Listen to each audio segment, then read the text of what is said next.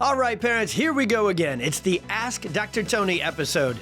This is the Experience Miracles podcast, and I'm your host, Dr. Tony Ebel, an expert in pediatrics, neurodevelopmental disorders, and drug-free, nervous system-focused healthcare. On this weekly episode, I'll be addressing the top questions on every parent's mind. If there's one thing we love and welcome, it's parents who never stop learning, asking the hard questions, and advocating for your kiddos like none other. So get ready for some real talk, real-life clinical and parenting experience, and real easy to understand answers that will help your family take action and get to that next level of health and healing. You ask, I answer. Let's dive into today's episode. Autism is no longer rare. Today, 1 in 36 children is diagnosed, and that number keeps rising. In fact, those studies are always outdated because they're looking backwards while the perfect storm of autism continues to move forward way too fast. And what's even more alarming is how misunderstood this diagnosis has become. Online, you're going to hear a ton about neurodiversity and being proudly autistic. And listen, we believe in respecting and supporting every single child. But for families that are navigating the daily realities and struggles of level 2 autism and especially severe level 3 autism, the truth is this isn't just a different way of thinking or a unique personality trait that these kids are struggling with. These children truly struggle with their health in a multitude of ways, and their families are in a constant daily crisis. We're talking about children who can't speak, who can't sleep, who self-injure and scream in sensory, digestive, and all sorts of pain for hours. And they live trapped inside of a nervous system and inside of a brain and a body that is stuck in constant total stress overload. And then parents and siblings who are running on empty, trying to hold it all together and love and support their child and get them to heal best they can. And yet the medical world, the social media world all says, don't worry, the root cause is genetic. There's nothing we can do. And then the functional medicine world awesomely steps up and says, there's more going on. Let's look into the gut. Let's look into the immune system. But what if there's something even deeper, a foundational neurological issue that actually explains why so many of these level 2 and level 3 autism kiddos cannot connect, can't regulate, can't sleep, and can't develop and live life the way that they are designed to, healthy and full expression. We're going to break down the 3 levels of autism, what they really mean for your child's future, and why the fight for understanding the true root cause and the true severities of autism has never been more important. Let's start with a story about one of our best friends, Miss Jackie, her husband Lee, and their little dude Luke. Jackie is an incredible, perfect storm autism mom who was always asking herself if her son would ever heal or be the same again. Her beautiful son, Luke, started regressing at about age 13 months, and he had completely stopped talking. He stopped making eye contact, was often inconsolable, and he had a hard time sleeping. Tons of sensory challenges, and honestly, he just wasn't connecting well with others at all. It was an extremely difficult time for Luke and his entire family. But being that powerhouse, all-in, hope-dealing family that they are, they went all in on getting Luke the help he would need to continue to get out of that regression and get into progression once again and heal to his fullest potential. What his mom said was that the biggest impact they had through all the different therapies and all the different treatments that they tried was getting their son adjusted and under neurologically-focused chiropractic care. Luke was in EI, he was getting the therapies, they were trying all the other things right alongside chiropractic, but it truly has been chiropractic that is the #1 game changer and tool that has helped Luke go from struggling to thriving in his life. He now can calm, he can retrain his nervous system, he can regulate his emotions, and his brain and his body are connected so that he could begin to heal on a deeper, more foundational, more complete level. She said, I knew it was working when we started to be able to get back to some of the parts of our life that were taken away when he slipped away from us into autism regression and into a severe case of autism. Eye contact, being able to calm down, sleep, and regulate, but most importantly, and most especially, when he started talking talking again. And if you've ever had conversations with Mr. Luke, they are the best freaking conversations ever, which really shows us once again, we are the most accepting, we are the most loving, empathetic, caring group of doctors you will ever meet who specialize in autism. But we will not turn a blind eye to the neurological, physiological, and real life struggles they have.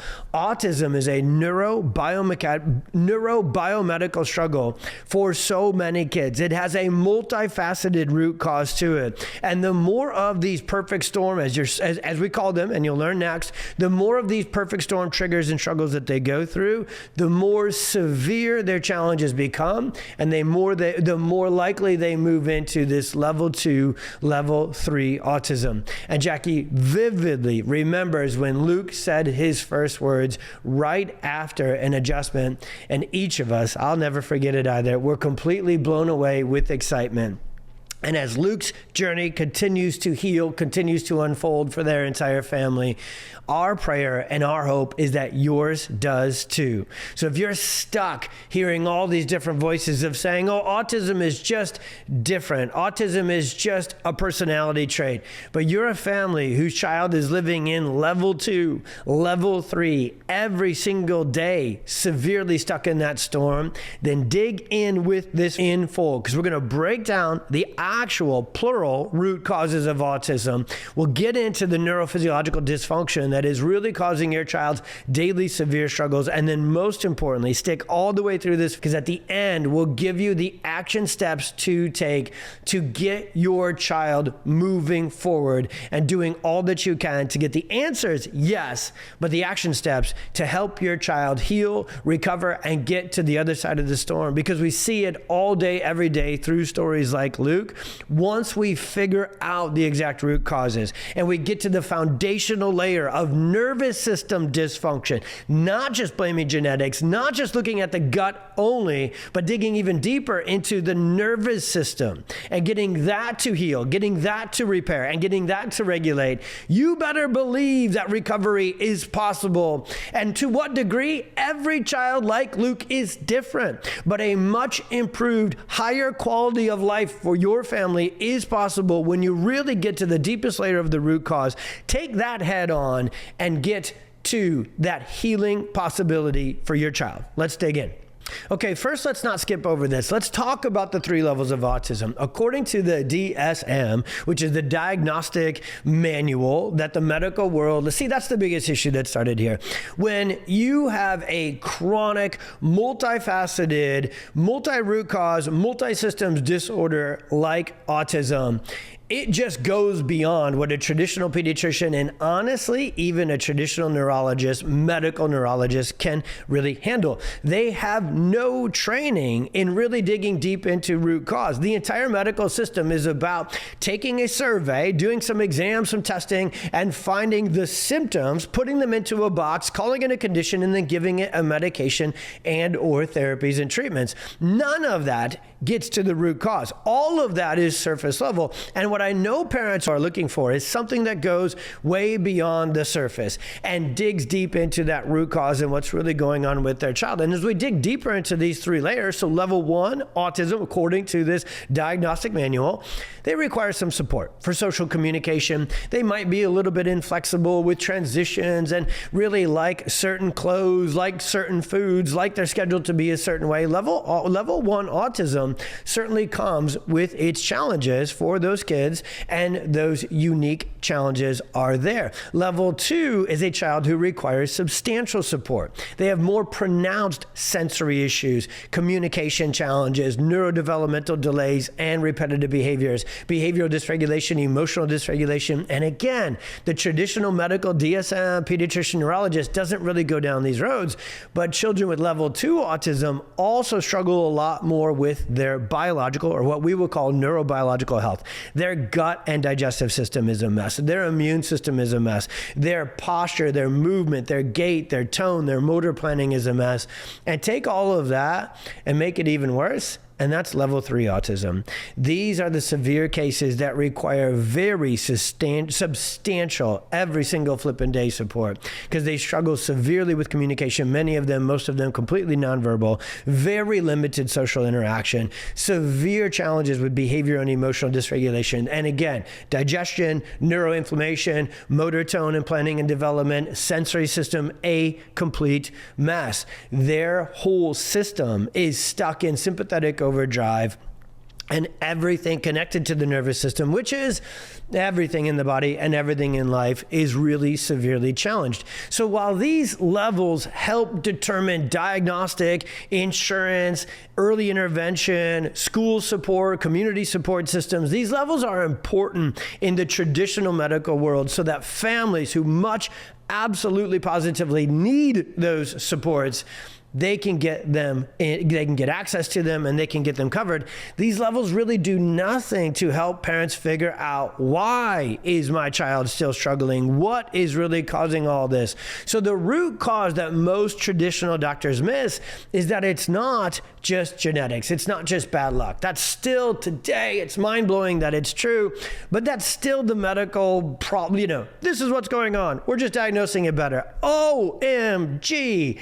If you want to talk about someone really truly not understanding root cause and neurophysiological development, then if you meet a doctor who says that autism is just purely genetic and we're just diagnosing it better, run as far and as fast as you can in the other direction, and do not have that doctor be on your kid's healthcare team, because that is the most outdated, unscientific, inaccurate description of what's going on there ever has been. And if you need resources behind that, go to our website, pxdocs.com, and we will show you all the studies and all the reality. And again, you don't even need the freaking studies and the citations. Just add it up using common sense. But they are not allowed to use common sense because that system, the medical system that these doctors who continue to purport this BS and the traditional media is their backup vocals or lead vocals, that is a system that has caused our kids to be more chronically sick than ever before because we just punt it down the road and give these BS excuses that it's just genetic and there's nothing we can do about it. That's not scientifically accurate. That's not common sense accurate. That's insane. As you can tell in my little rant here, that is still what people will tell parents. I think it's borderline criminal. Number 2, though, is people are told, it's the gut, it's the microbiome, it's leaky gut, it's toxins, it's these toxins, the leaky gut, they get into the bloodstream, they get into the brain, they cause neuroinflammation in the brain. By the way, all of that is accurate. And there's also genetic predisposition. We don't throw the baby out with the bathwater with the genetic conversation. We just don't blame everything on it, okay? So there's very little coming from genetics, there's a lot coming from the gut, and there's even more coming from stress, dysfunction, and something called subluxation, dysregulation, and dysautonomia of the central and autonomic nervous system. Now, if you've never heard any conversation about this nervous system dysfunction, dysregulation, subluxation, dysautonomia, and autism, I'm going to slow down my cadence here a little bit because those are very nerdy words that are actually very simple to understand. And it goes like this. The perfect storm, which is the catch-all term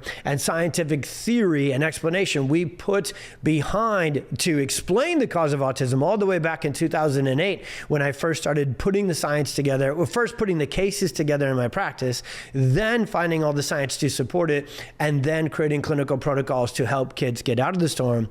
But the perfect storm is this. First and foremost, there's a series, an early and often sequential trigger of stressors. Fertility challenges, high stress pregnancies, high intervention pregnancies, toxicity during pregnancy, fear and emotion and anxiety during pregnancy. So in the literature, it's called maternal or prenatal distress. That's the first trigger. The second trigger is the biggest one that nobody is talking about, and it's birth intervention, trauma, and injury to the brainstem via things like induction, forceps, vacuum, and C-section. And the third one is the one that most parents of autism awesomely today know a lot about, or at least a little bit about, which is the toxic overload theory, which is absolutely true as well. Our kids are exposed to more toxics inhaled ingested, and injected than ever before. So it's those three progressive triggers of the perfect storm: high stress pregnancies, brainstem, vagus nerve, nervous system injury from birth intervention and birth trauma, which we're going to go into big time next, and then the high amount of toxins that leads to kiddos struggling right from the beginning. So the second phase of the perfect storm is that kids who are colicky, can't latch, can't nurse, can't soothe, can't sleep, can't poop, they're refluxy, they have eczema, they have all these challenges, and then they go into chronic ear infections, and they go into missed motor milestones, skipping, crawling, delayed walking, delayed talking, sensory issues, meltdowns, tantrums, inflexibility, continued sleep challenges as a toddler. The pediatrician in the medical system says, don't worry, they'll grow out of those things. No, they don't. Those are all signs of a nervous system stuck in fight or flight, a nervous system stuck in what's called sympathetic dominance, and they don't grow out of colic and chronic ear infections and meltdowns and tantrums. They grow into neurodevelopmental challenges like autism. And the more of those perfect storm stressors that the child had, the more severe they were, and the more severe and the more frequent these infant and early childhood, very common but not at all normal conditions that a child is going through, like chronic ear infections, like eczema, like constipation, like sleep difficulty, like sensory challenges, like tantrums and meltdowns, like neurodevelopmental and motor milestone delays. Those are not something they grow out of. They grow into autism, ADHD, and severe sensory challenges. So how do levels 2 and 3 really differentiate from level 1? First, there's more challenges. There's more challenges with more different daily life functions. And 2, it's more severe. That's really what's going on the surface. But what that means is that for a level 2 or a level 3 child with autism, that nervous system dysfunction was driven deeper into the autonomic and central nervous system, and it's not something that will probably respond as easily to traditional early intervention like physical therapy, occupational therapy, speech therapy, or kind of functional nutritional care like supplementation, diet changes, and so forth. What we find all the time clinically in our practice and in the work we do, and what we find in the research and the scientific literature, is that level 2 and level 3 autism, the root cause is driven deeper into the foundation of what's called nervous system dysfunction, dysregulation, and dysautonomia. And we can find this when we look into the nervous systems of level 2 and level 3 children struggling with autism. Again, the same message is going to come through on this last chapter. We find more severe expression of nervous system dysfunction, dysautonomia, and subluxation. We find more imbalance, we find more inflammation, we find more sensory processing challenges. And so what's so amazing about using this insight scanning technology, we're not looking to diagnose. The neurologically focused pediatric chiropractors, like at our practice and within PX Tax, we do not diagnose because we don't treat autism. Before I show you the insight scans, which are the #1 test you absolutely must get, that is more important in our opinion than even their diagnostic, their levels, their IEPs, their 504s. Those are all essential things to get your family the support you need. But the one thing you've been looking for this whole time is what's really causing it. The deeper you know in your gut that something foundational, even deeper than the GI map, even deeper than the stool testing, even deeper than the lab work in the functional office, there's still something going on with your child's nervous system. And we have the testing with the insight scans to find it. Not so we can treat it, not so that we can cure it, so that we can get the stress off the body at that deep, severe dysfunction level and help your child heal naturally without drugs on their own. Because I need you to know this, your child was designed to heal. They were designed to develop optimally. They're designed to live life at its full expression, not with this level 2, level 3 daily struggle. And you don't need another treatment, and you don't need a cure to get your child to the other side of the storm. You need to get to the deepest layer of the root cause, and that's subluxation, that's dysregulation, dysfunction, and dysautonomia of the nervous system. And so neurologically focused chiropractic care is not a treatment, and it's not a cure. It's taking care of the root cause. It's addressing that deep nervous system dysfunction head on and making adjustments to release the stuck stress on the sympathetic nervous system. And the one thing I haven't talked about yet, which is essential to this work, activate and stimulate what's called the vagus nerve and the parasympathetic nervous system, which, hold on for it, is the rest, repair, restore, regulate, anti-inflammatory, social, emotional, behavioral, speech, and communication engagement side of the nervous system. Let me say that one more time. We know for sure, and I'll show you on the scans next of a child with level 3 autism, we know for sure that your child is stuck in what's called a sympathetic dominant fight or flight everyday storm. That's the same thing as saying as their vagus nerve, their parasympathetic rest, regulation, restoration, speech and communication, social, emotional connection, and anti-inflammatory and digestive motility function side of their nervous system is injured, suppressed, and shut down. Those perfect storm triggers we went through earlier, they overactivate and overstimulate the sympathetic fight or flight system, and they subluxate or interfere with, suppress, and shut down the vagus nerve and the parasympathetic system.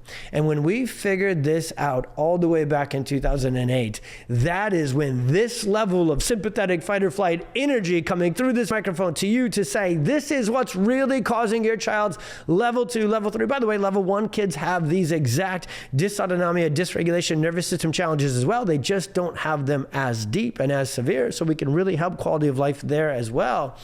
So a level 2, level 3 child autism case has these nervous system dysfunctions deeper, more locked in, and more severe. So they need more chiropractic, a higher frequency for a longer duration to get out of this storm, because your child was not designed to go through the perfect storm and be stuck in those challenges with autism. They are designed to heal. They are designed to live the highest quality of life possible, and that is entirely possible. And we're here to help. Send that comment, send that DM, hit the link in our bio.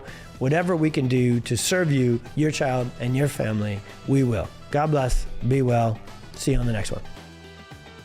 Thank you for tuning in to today's episode. Do you have a question that you would like to submit? Either send it to support@pxdocs.com with the subject Ask Dr. Tony, or head on over to our socials @pxdocs, where you can submit your question in our stories every single week. Every kid counts and every family counts, so let's leave no questions left unanswered. If you loved this episode and you want to help us reach more kids, we would so appreciate if you left a review and a rating on your favorite platform. God bless. Be well. We'll see you on the next one.